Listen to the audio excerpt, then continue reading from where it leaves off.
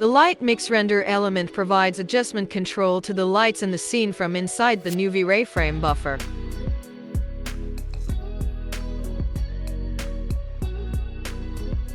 When a Lightmix render element is added prior to rendering, the intensity and color of lights and of light-emitting materials can be changed directly from the VFB during and after rendering.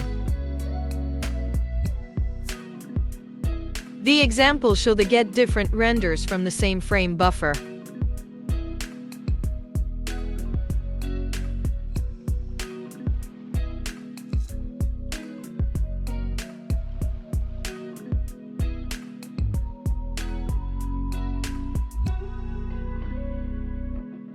Thanks for watching.